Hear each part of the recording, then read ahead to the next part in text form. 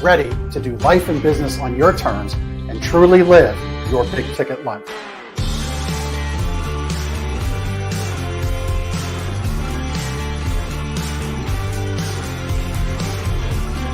You either make excuses or you choose to level up.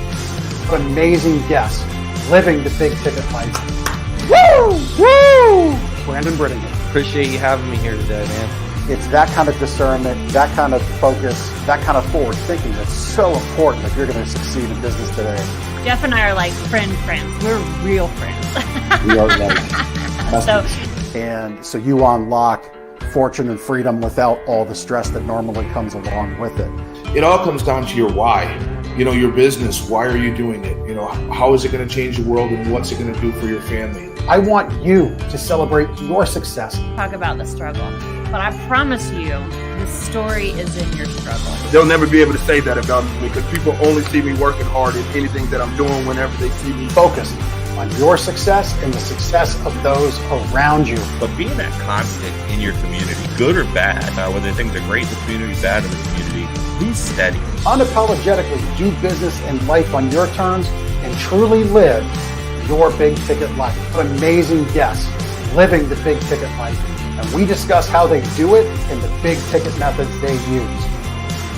The things that make your life successful so you do life and business on your terms. In and of itself, the only limitations that we really have on ourselves is the ones that we allow to be put on ourselves. And most people don't look at it in that perspective. There's nothing wrong with being humble, but there's also nothing wrong with stepping into your superpower and letting people know who you are.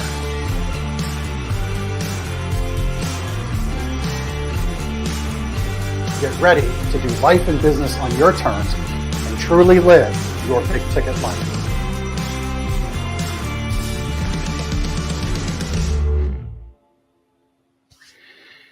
All right. Welcome to this week's episode, number 92 with Chris Miles.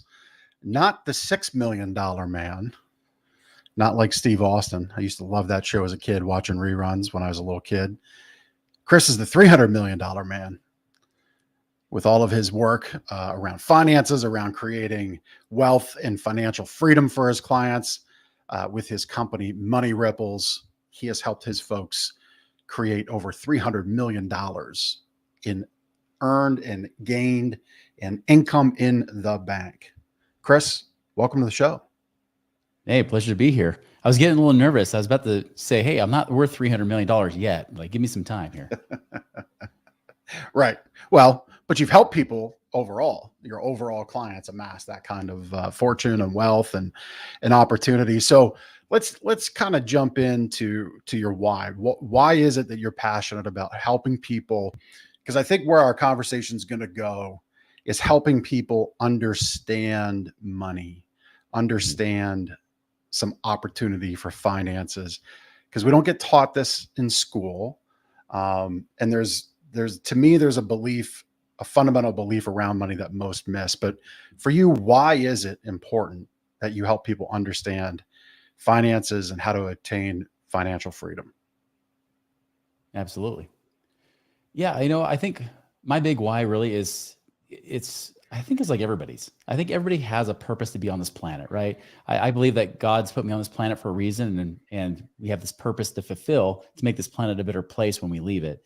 And for me, I've been very fortunate that one, I love teaching, right? Even though I've been able to retire twice, I just can't retire because it's just boring. I don't feel like, even though I could go and just quit and live a comfortable life, I really don't want to do that. I feel like I've been blessed with so much more, and I've been blessed with learning a lot of things along the way that helped me become work optional, as we're titling the show, right? So for that reason, that's why I'm here doing what I'm doing every day, is that I want to create a ripple effect through people's lives, which is hence the name Money Ripples. It's that ripple effect that we're all here to create in others' lives and bless their lives. And that's what we're here to do. Yeah. Love it. So what two careers have you retired from? Both pretty much the same. The first time I was able to retire was in 2006. Let me take you back a little bit more, right? So, when I was raised, I wasn't raised on being a financial genius or anything like that. I was raised by typical middle-class, baby boomers, right? Barely baby boomers. And they're a little bit older than that. But I was raised by them. My dad taught me to work hard. He was hoping that he could work for 30, 40 years for the same company, like he's always been taught. However, companies weren't loyal to you, right? And he would find himself Right. in a lot of stress. And my mom was an artist and she was doing her thing as well. And but the problem is with my dad, like although they're taught me great values like your word is your bond, hard work, things like that. The one thing is when it came to money, there was for them both, it was a scarcity. There was always a scarcity of it. We can't afford this. What do you think? Money grows on trees? I'm not made of money, That was the kind of typical thing I was raised with. And my dad, even he was saying, man, I think my job's going to literally kill me. And I didn't want that life. And so when I went to college, I said, I think I want to take a different path than just the typical 9-to-5 job.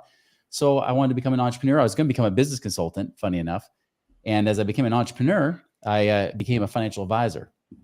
And I ended up dropping out of college, never went back. So I'm a college dropout and was a financial advisor for several years when my dad then said, well, Chris, when are you going to advise me? Now you have to understand my dad, when it came to money, like he wasn't just that you can't afford it. He was also very, very cheap, like Depression era mentality cheap. The kind of guy that throws away nothing. He's a hoarder. In fact, he's probably like level 3 or 4 on the hoarders list, right? I mean, this guy was bad. And so I sat down with him and this guy always taught me to save everything. No debt, save everything. He was kind of like Dave Ramsey's best friend.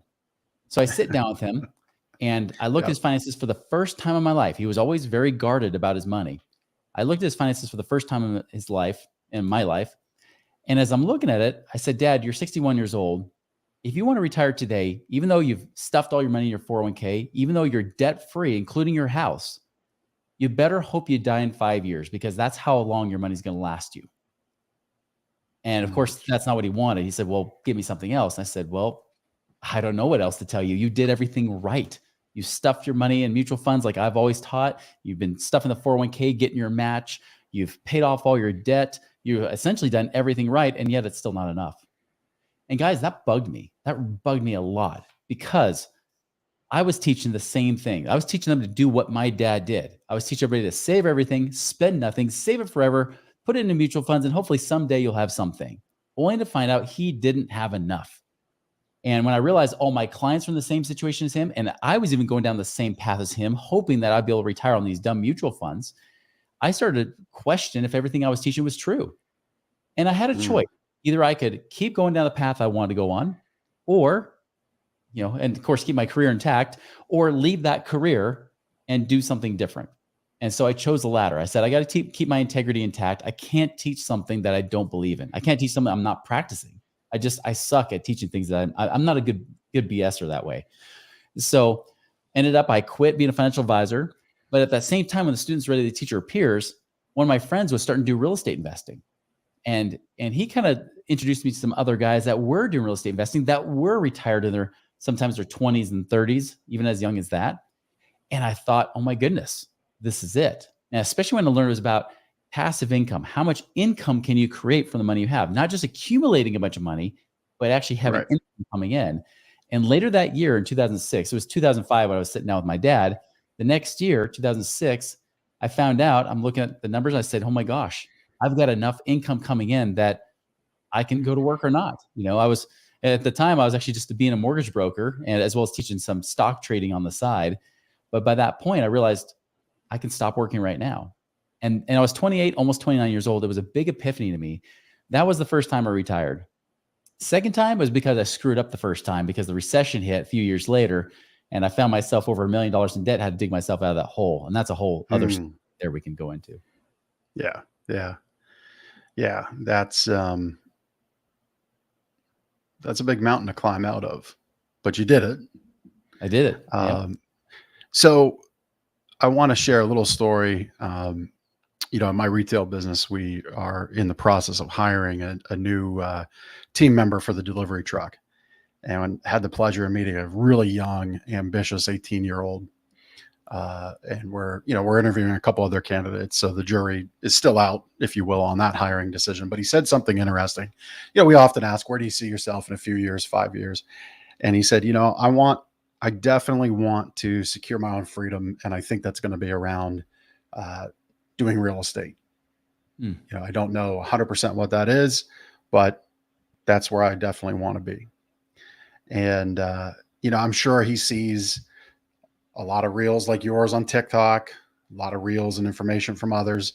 All these young people are seeing this opportunity, even though there's a real severe problem right now with the cost of living that exists. And, so I applaud him because he's looking at an opportunity as opposed to looking at a reality and just getting down on it. Right. So I thought that was very interesting. So, he didn't drop the words passive income, but obviously you do. And this is what I'm guessing you teach around real estate and investing and creating that passive income. But, is it really the kind of investment that you can just let me have you define what you mean by passive income. Yeah, when I define passive income, I give it the definition that most people should be giving it, which is pretty much your money's working harder for you, so you don't have to work so hard for money, right? Your money is actually creating income without you having to work for it. That's the big lie that's out there today. You go on Instagram, TikTok, YouTube, all these real estate guys are out there, and a lot of them are friends. And again, they're good guys. They do great work, but don't for 1 second believe that most of what they teach out there is passive. When you hear about the big money, right? When they show you the big checks, they're showing you like from doing flips, or they're doing novations, or they're doing wholesaling deals, right? That is not passive at all. That is an active, hard-working business that you're in. Now, can you make millions of dollars? Absolutely. And if you're starting from nothing and you're trying to make something, that kind of real estate business is awesome. But don't for 1 second believe it's passive, because it is not passive at all. Never is it passive. So that's the big thing I want you to be aware of, is that most of the time when they're talking about passive income, this is why I kind of hate the word passive income being thrown around right now, because people are tainting it. They're telling you can do that Amazon drop business and you'll make passive income.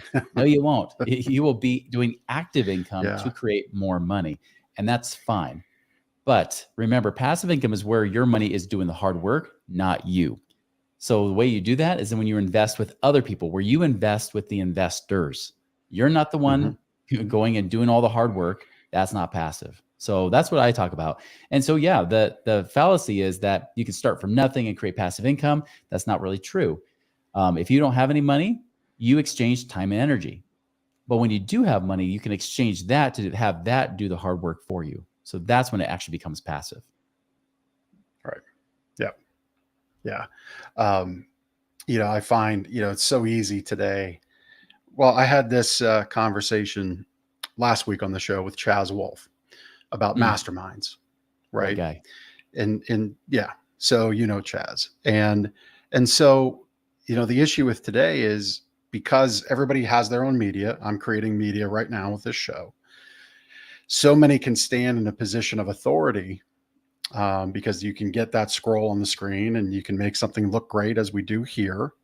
And it all begins to prop up that ideal, that new definition, right? So in the context of masterminds, we have in 2023 gotten so far away from original concept and popularized concept of 100 years ago, right? When a true mastermind was multiple people coming together for definite focus and common goal. And now it's, the word, and it doesn't mean to denigrate those running these groups. There's a lot of good that come from them. I'm in them, but to the pure definition of it, it's not, right? Like that's right. I spend time on Reddit, maybe more so than I should. And I saw somebody actually post, for some reason, Turo is in my feed right now on Reddit. I've never rented from Turo. I don't even rent cars. I do Uber and Lyft mostly.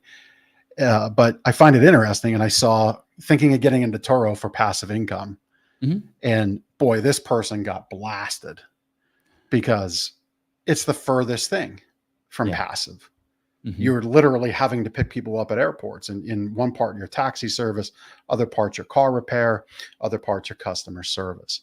So yeah, be very cognizant of what you're getting into and what you're involved in, right? Like what would be, so you shared getting into the wholesale business, the fix and flip business, getting those big checks. Yes, there can be big money, but you shared earlier in the show that there was $1 million hole you had to crawl out of. Those holes, nobody shows those, right? No one makes TikToks about that. Share what that battle was like, what was the reason you were $1 million in debt? Yeah. So as you know, 2006, things are great. Money's coming in more than I've ever seen in my lifetime, right? Yep. Well, we go into 2007 and I decided to partner up some guys and we were going to create our own education business to teach people how to get out of the rat race, and that was the focus of the company. And our main primary people we were talking to were people that were primarily flipping real estate. So we were talking to a lot of real estate flippers. And of course, right about mid 2007, most people weren't talking about a recession quite yet at that time. Everything was booming still. Everybody was thinking that real estate only goes up. Well, I started seeing that happen first in 2007 because all of a sudden banks started getting tighter and tighter on their lending requirements, even to the point where I couldn't even access the equity of my house. That's the ironic thing is that because I was a mortgage broker, I figured if I'm going to keep a safe place to store my money, just store it inside my house. Worst case, I can always pull it back out whenever I need it. Well, that's not true when banks start sniffing recession. And I'm even predicting that even going into 2023 and 2024 here, you're going to see the same kind of things happening where the bullseye, the target is going to get smaller for what banks will say we'll lend you for.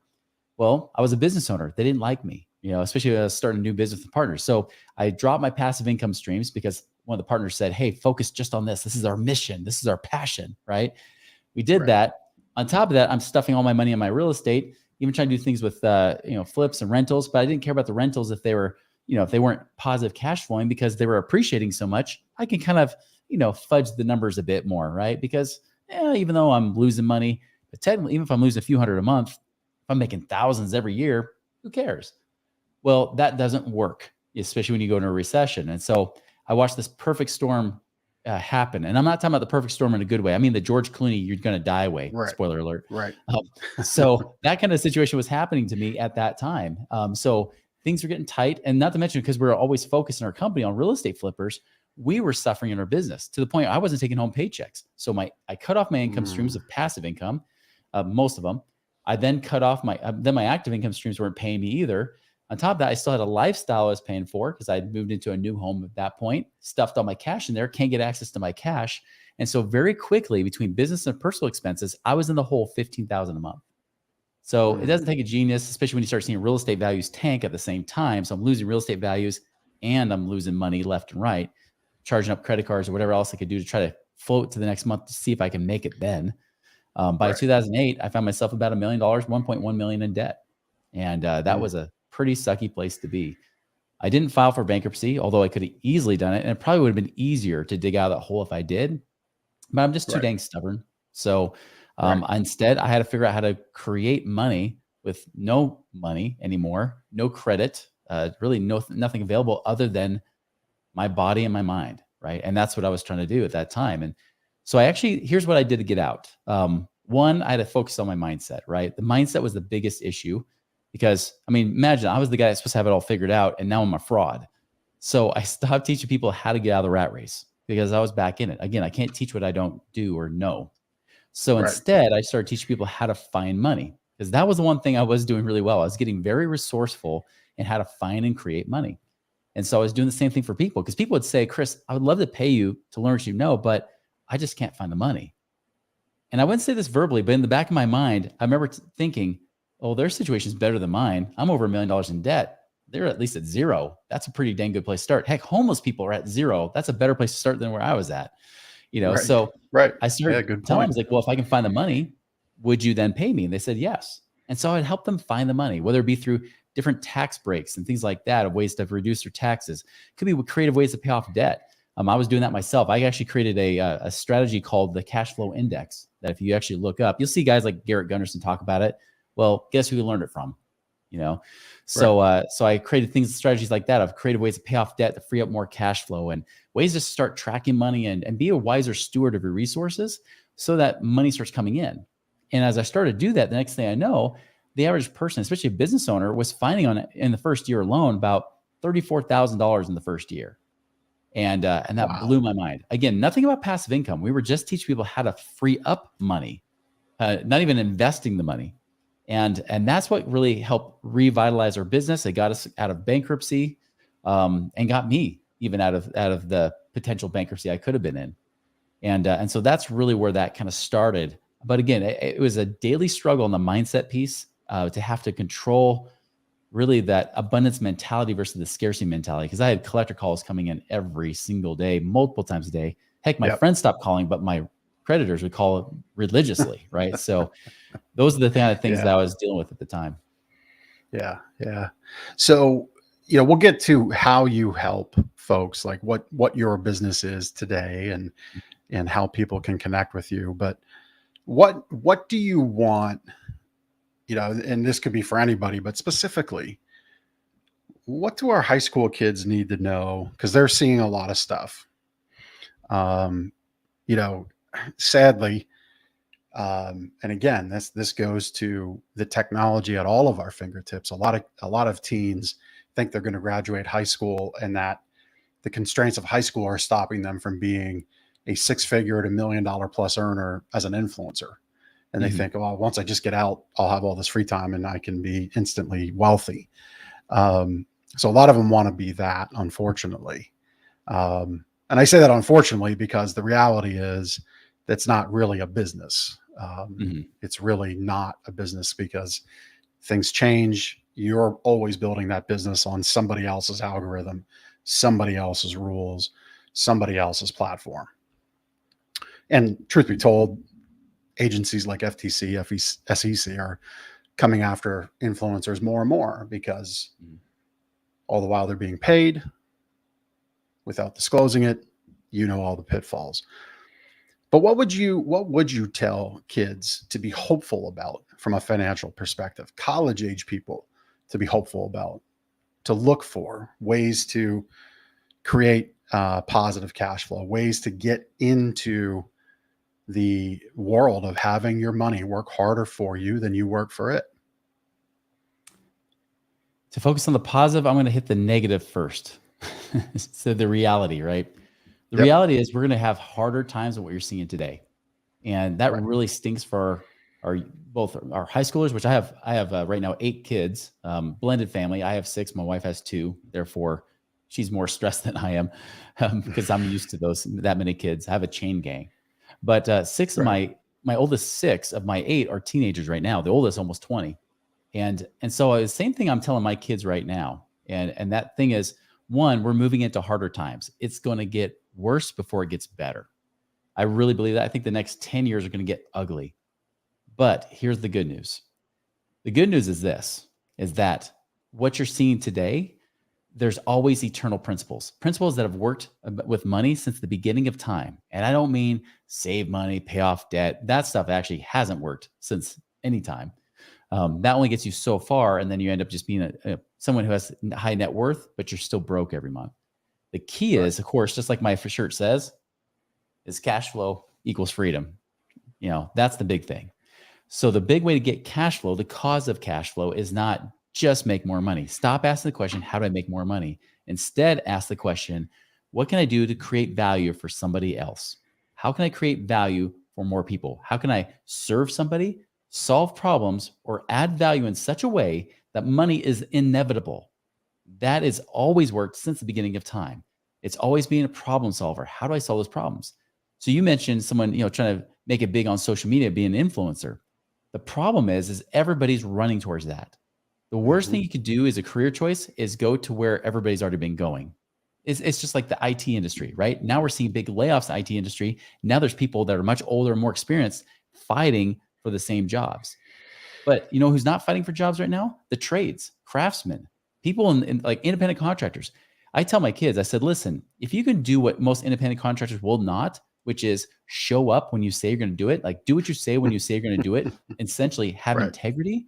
If you can do that, there's no way you won't make money in this trade unless you really suck. And then maybe you should be in that trade.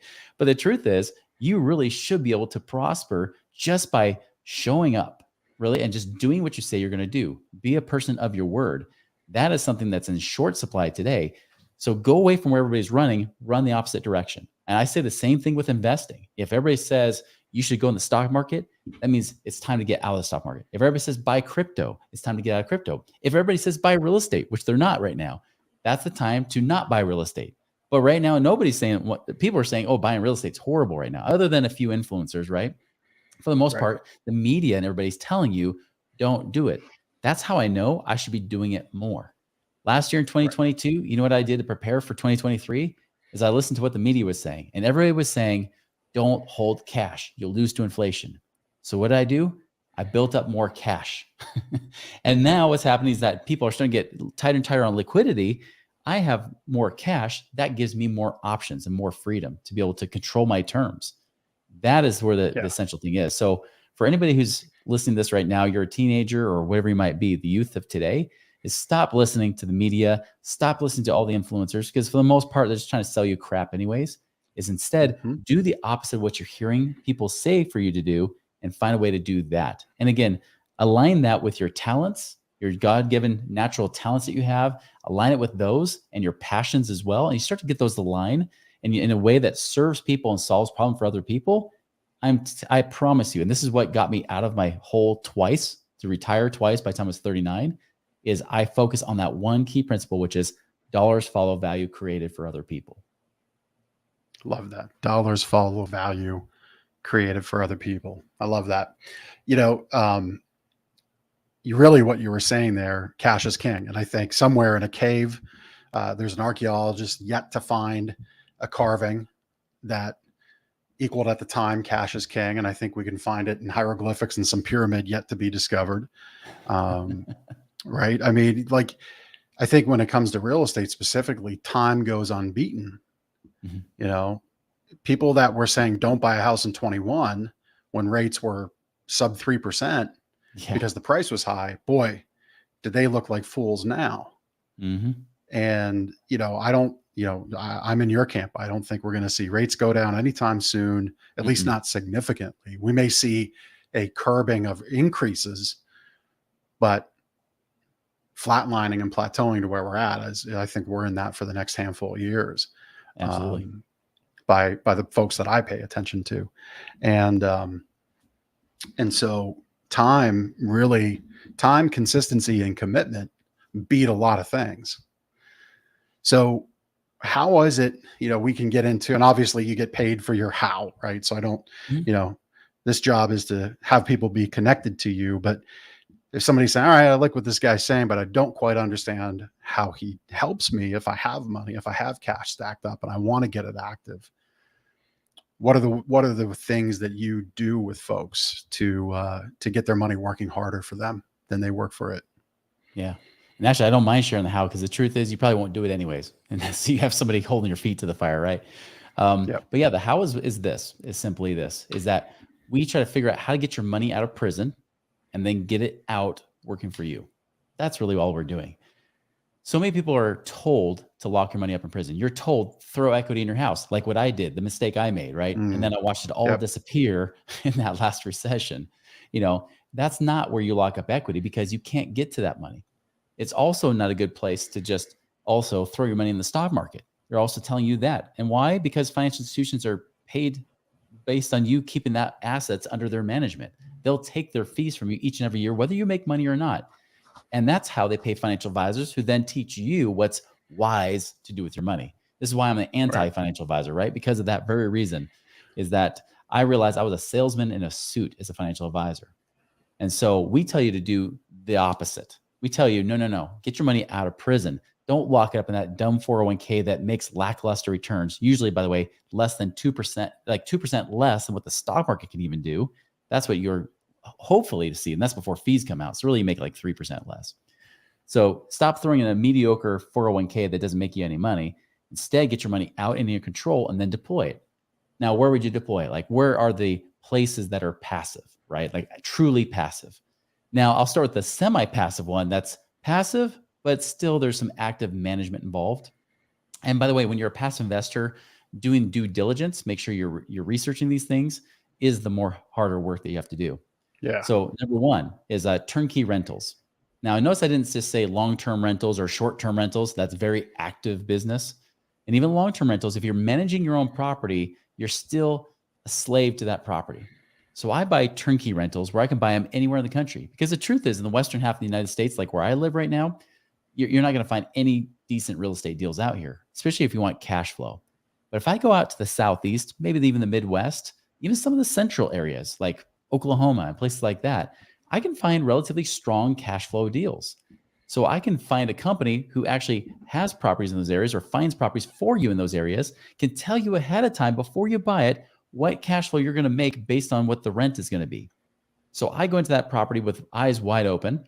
I even have them do, inspections, everything else. The only thing I have to do is go buy it. So if I buy it with a mortgage, I got to deal with the bank. That's my hardest job. After that, when it's bought, the property management company takes care of all the issues for me. I don't find the renters. I don't deal with tenants and toilets and trash. I'm simply just owning the property while somebody else manages it for me. Now, it is semi-passive because you might have to manage the property manager, especially if they drop the ball on something, right? But for the most part, I mean, I've got properties that I have to keep asking my wife saying, wait a minute, can we double check to make sure we're still getting paid? Because it's been so quiet. We're just getting paychecks regularly every month. Kind of makes you a little bit nervous, right? But I've had other properties where that wasn't the case because the property manager doesn't do a good job. You got to step in, either take control, fire them, find another one or something like that. So that's the least passive of what I typically talk about.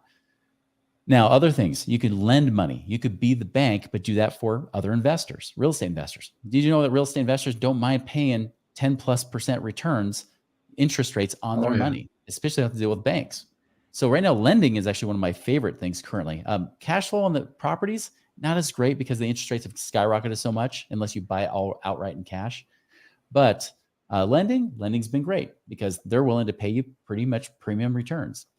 I'm also, looking at things like self-storage, although that's still been a little bit beat up in 2022 and going into 2023.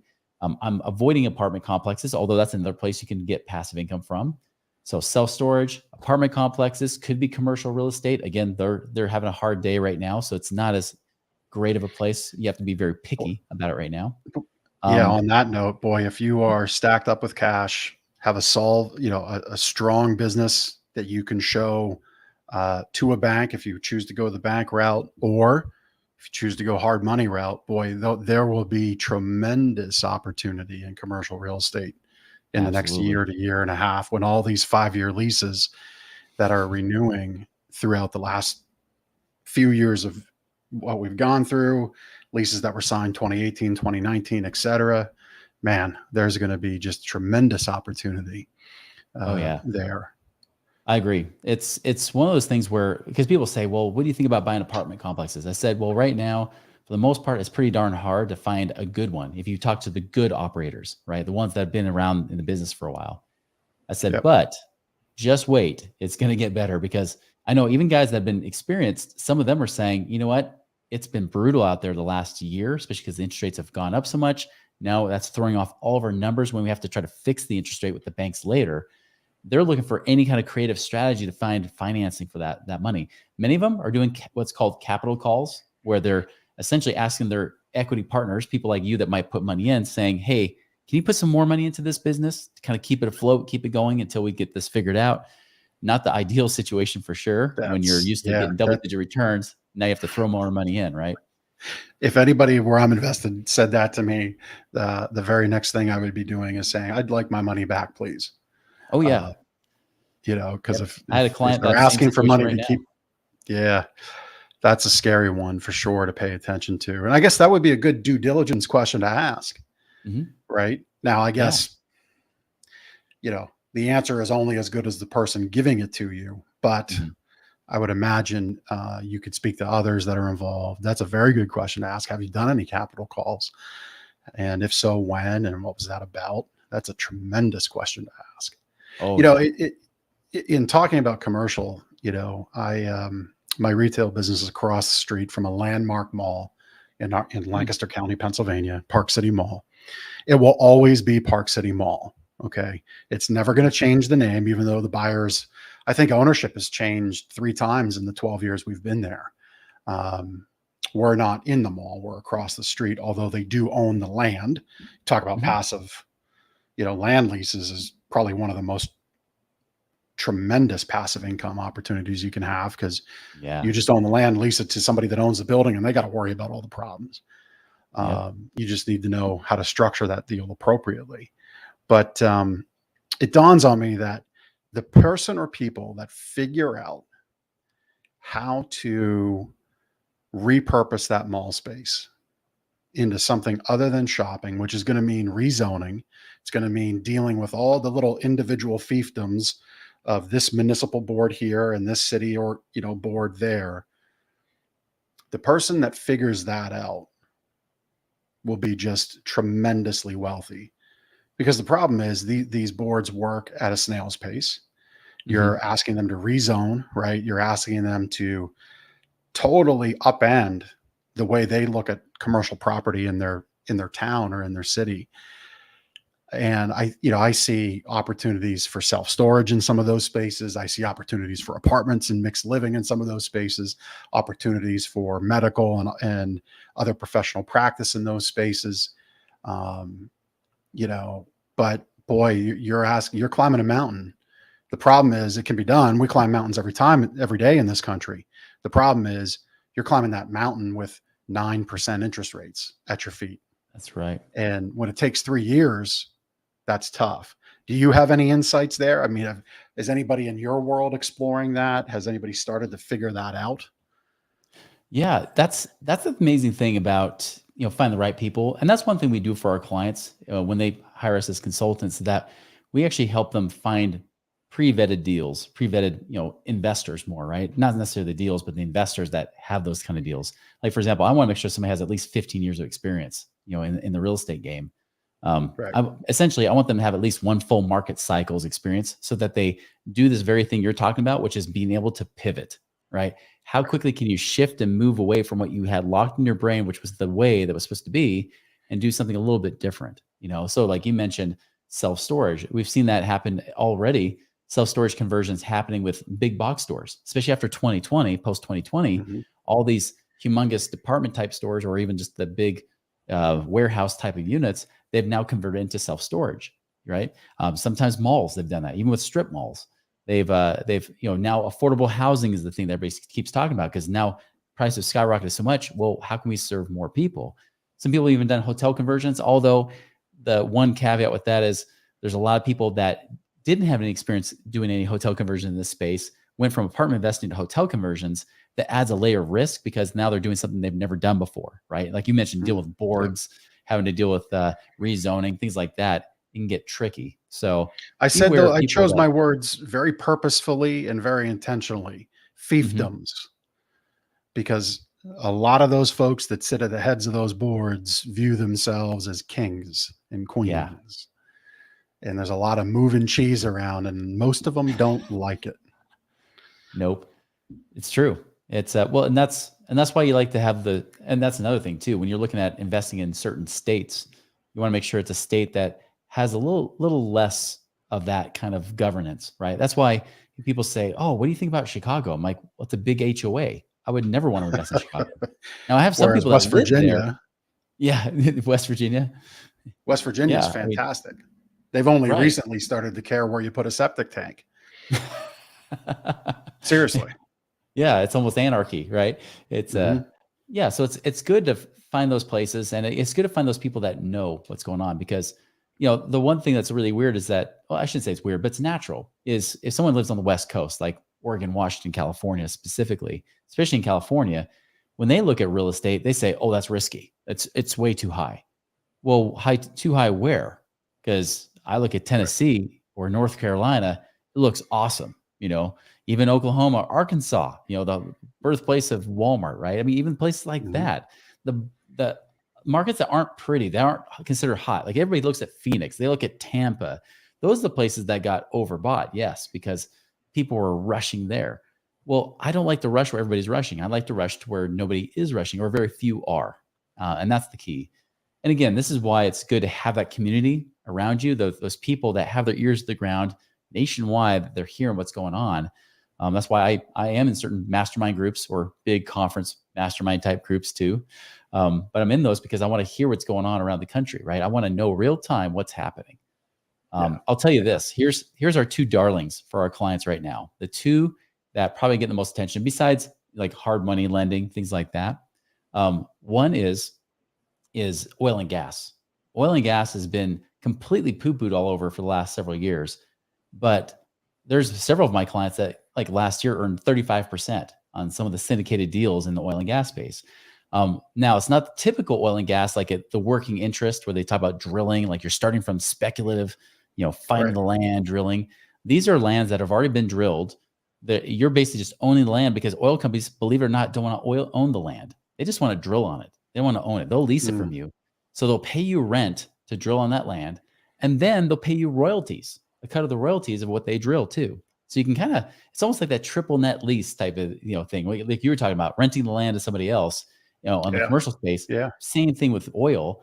And you can make some great double-digit returns there. And so that's one that, again, a lot of people really haven't caught on to yet. That's been great, and paying awesome returns. And now that oil prices are going up just recently, that actually makes the returns better. That was in a deflated, oil price market. When we started seeing the prices going down, they were still making double-digit returns. Imagine what happens when those oil prices go up like they've been doing lately. It's even better. Right. So you got things like that. The other one is like raw land. I actually have a partnership where the partners, I'm 70% owner, they're 30%, but they're doing all the work. They're buying and selling raw land, leasing it out on terms and things like that. I get paid cash flow. I'll give you an example. I put in roughly about 150,000 about a year and a half ago. And with reinvesting cash flow and everything else, there's probably been about $250,000 invested, but that $250,000 is now paying me about $7,600 a month. So huge cash flow with not a lot of money invested. And so it's so popular. I never put on my podcast because there's a wait list that's almost 2 years long. So a lot of my clients are saying, hey, I'm going to jump on now, get on the wait list, and then let's do some short-term lending or something in the meantime to at least get paid on my money while I'm doing it. So those are the kind of things that we're working on and doing right now, the how-to. It's just a matter of finding the right people and the right connections and here's a key thing too, is the right recipe for you. Everybody has their own investing flavor. I mean, if anybody ever tells you, hey, this is the one investment you should be doing, that they're selling that investment. But I recommend people instead not just do one investment, but find what works for them, what feels comfortable for them. We're not investment advisors, but we do try to connect them with the right people that have great deals. And then they can decide really which one's the right ones. Yes, we'll offer guidance of where to find the money and how you could be using it, which ones generate cash flow or tax advantages versus those that don't. Maybe it's more growth focused. Again, we try to eliminate the options to make it easier based on your goals. But ultimately, we let you decide on how you invest it and what you do with that money and just try to make it as easy as possible for you. So it's more of a done with you type of system. Yep. Love it. Love it. Well, in the vein of time is unbeaten in real estate, time will be unbeaten connecting with Chris. You can do that through his Money Ripples podcast. You can search at Money Ripples on just about any social channel that's out there. But specifically, Chris, where's the one place you want people to go to for sure be connected to you if they have questions about finding that right recipe for income and wealth growth, to be a part of your network, a part of your world? Where should they go? Yeah, like you mentioned, you can follow our podcast, the Money Ripples podcast, on YouTube, iTunes, wherever you follow podcasts. But if you want to know how much passive income you can create in your situation, you can actually go to moneyripples.com. There's a cash flow calculator there, or a passive income calculator that you can use to find out, really based on your situation, pretty accurately how much passive income you could create over the next 12 months. And so you see that right there on the screen. There says passive income calculator. You click on that, fill out 10 short questions about your financial situation, and boom, you've got a pretty accurate number that even I would come up with. In fact, that's why it would come up with it, because it's basically my brain put into a calculator. Right. Yeah. Fantastic. Fantastic exercise to go through. And, I would just say, as we look to wrap up our time, you go through that. Let's say you are in a dire situation, but like Chris, you're committed, you're working your way through it. You're over the hump. You're on the back end of it. Here's how you get connected to folks like Chris and even folks like myself. I rarely do this. Like my podcast, subscribe to it, comment on it, do the same for Chris. Do the same for his stuff. Be a fan, be a supporter now. That doesn't cost you anything. You're investing in that relationship for down the road when you do come through the other side. And this isn't a plea for all the folks that are really struggling right now financially to come to you, Chris. It's just more, this is a way to think about money differently. You expose yourself to new money thought, and money responds to stuff like this. And I would venture a guess that if people really commit to connecting to you in that 12 months time, not only will they be further ahead over that bad part in their life than they ever thought possible. But they just might be able to put that money calculator into action at, say, month 9, right? And, really begin to move forward. And so that's another way you can connect. Folks like Chris put great content out there.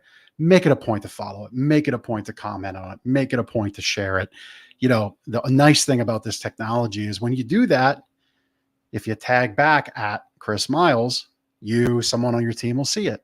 You do that enough, you'll be like, hey, this Jeff guy's pretty cool. And then when you do an event, you see that person on that event live. That's how you connect. That's how you grow. Your mindset grows. You touched on that. Chris, any parting words? Yeah, I think the biggest thing I would say is that creating a life of freedom, it's different. It's different than where the rest of the world's going, but that's the key, is that you can't follow the same old status quo life. Don't fall into the same trap that happened with my dad, right? Kind of give you a part 2 of that story with my dad. We were actually just talking a few months ago, and he had to stretch out his dollars as long as he could, right? I mean, that's all he could do. And he was forced into retirement at age 70. He's now 79. Never thought he would live this long. He's alive, but he's not living.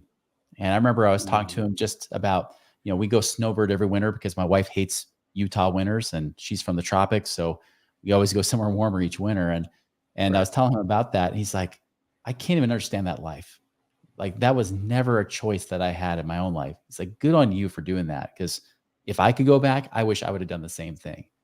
Guys, don't follow the path that my dad did, which is following what Dave Ramsey says and every financial advisor has been telling you to do, which is stuff money in mutual funds and 401ks and pay off your debt. It's not enough. It's never going to be enough. You will find yourself trapped like everybody else. And especially if we move into a worse recession or depression than what it is right now, you'll find yourself flat broke. Don't be caught there. Do something different. And that's why you're watching shows just like this.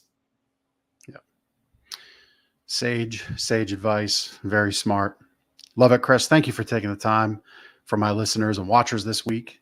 Appreciate you so much. Thank you. Thank you so much, Jeff. Yeah. Well, Chris, this has been great. Everybody else, thank you so much for tuning in.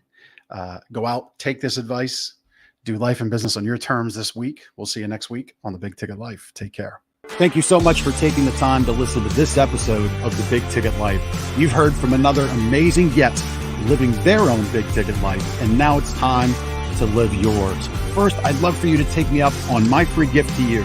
Claim your gift at gift.thebigticketlife.live. That's gift.thebigticketlife.live. See, all your life you've been told what is and what isn't possible by the loudest voices from the cheapest seats. It's time to finally do life and business on your terms. Sure, you've heard similar things, but without clarity on what can be done, it's easy to have your customers, employees, maybe even partners, and your spouse keep you from truly living a big ticket life. My big ticket methods shift you into that investor seat in your business, away from commodity and away from competition, into a market of one, so you can finally live your own big ticket life. So my gift to you is for you to book your discovery call today, where we'll uncover first the Chivo behaviors, those chief everything officer behaviors that hold you back, and why moving into the investor seat in your own business is critical. 2, we'll uncover the premium position that's up for grabs right now in your market that you're missing out on. And 3, which big ticket methodologies are just waiting to be dropped into your business to explode your sales and profits. So again, thanks for listening to this episode. I'd love for you to take action right now. Accept this gift. Book your call. Go to gift.thebigticketlife.live. Again, that's